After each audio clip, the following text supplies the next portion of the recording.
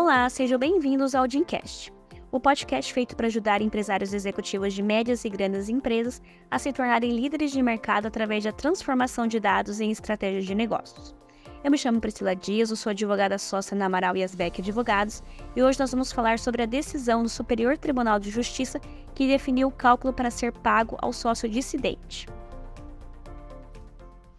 Recentemente, o Superior Tribunal de Justiça, o STJ, consolidou o entendimento sobre o cálculo do valor a ser pago para o sócio que que resolve sair da sociedade por algum desentendimento com os demais, o chamado sócio dissidente. Em recente decisão da quarta turma, por unanimidade, definiu que não deve ser levado em conta o lucro da empresa, a não ser que exista alguma cláusula no contrato social com essa determinação. Então, na prática, esse debate jurídico interessa a todas as empresas de capital fechado, especialmente porque não é incomum surgir algum desentendimento, alguma desavença, levando a alguma quebra de confiança entre os sócios, que acaba levando essa definição da remuneração do dissidente nas mãos do judiciário. Essa decisão ela afirma o posicionamento do STJ, porque a terceira turma, que também analisa essas questões, já se manifestou nesse mesmo sentido. Então, sem divergência entre os colegiados. Então, com isso, fica praticamente impossível levar esse assunto para análise na segunda sessão. Esse caso discutido no STJ, ele é um caso que envolve a Colclínica de Oncologia do Rio Grande do Sul, que é uma farmacêutica especializada em hematologia. A par do assunto diz que ela queria seguir as regras próprias e não mais da sociedade. Então, nesse processo, a farmacêutica ela defendeu a aplicação do método contábil, que é o fluxo de caixa descontado, usado para avaliar a riqueza econômica de uma empresa dimensionada pelos lucros a serem agregados no futuro, o que aumentaria ali o montante que ela receberia. Um exemplo de lucro futuro seria o referente ao pagamento de pacientes dela que estão sob tratamento a longo prazo. Já havia um precedente na quarta turma do STJ dizendo que no caso da sociedade de prestação de serviço, o fluxo de caixa descontado não se aplica, que é do RESP número 958.116. Só que desta vez a decisão da quarta turma ela foi um pouco mais abrangente. Então, os ministros eles decidiram que o levantamento dos valores referente à participação do sócio que se retira ou é excluído da sociedade deve se processar na forma prevista do contrato social. Então, uma vez que prevalece o princípio da força obrigatória dos contratos, de acordo com o artigo 1031 do Código Civil.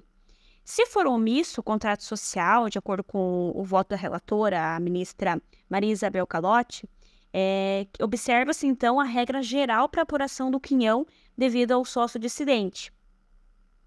E, conforme o artigo 606 do Código de Processo Civil, considera-se o valor patrimonial apurado em balanço de determinação, tomando-se por referência a data da resolução e avaliando-se bens e direitos do ativo tangíveis e intangíveis a preço de saída, além do passivo também a ser apurado de forma igual. Então, isso foi um trecho tirado do RESP 1.904.252. O advogado Alex Clark, que representa a farmacêutica nesse processo, ele propôs o embargo de declaração para sanar algumas supostas omissões ou obscuridade da decisão, mas esse recurso não foi apresentado uma oposição, né? Então, provavelmente, o mérito deve ser mantido. E existe também outro ponto a ser analisado, que seria a questão da precificação do lucro futuro. Então, segundo o advogado Renato Moraes, ele diz que o acordo do STJ ele deixa claro que o primeiro critério a ser considerado é o contrato social. Então, se o contrato falar em fluxo de caixa, vale o cálculo pelo fluxo de caixa. Mas se o contrato ele for omisso, vai valer o patrimônio líquido.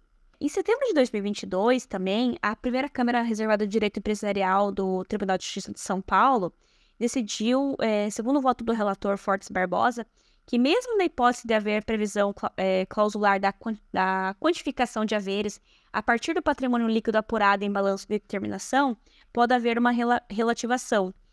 Facultado o afastamento de tal critério, dependendo das circunstâncias concretas.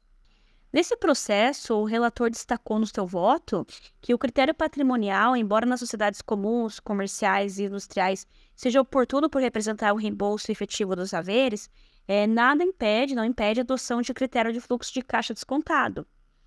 Então, de acordo com esses esclarecimentos, a gente considera que a decisão foi acertada pelos ministros e a tendência é que seja utilizado o critério do uso do valor do patrimônio líquido para cálculo do pagamento.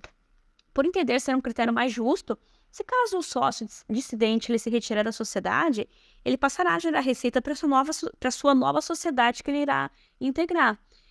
No caso de prestação de serviço, se esse sócio dissidente se estabelecer em outro lugar, automaticamente a clientela vai se passar para ele também. Então, dessa forma, essa consolidação do entendimento do STJ ela trará uma segurança jurídica para as empresas de capital fechado.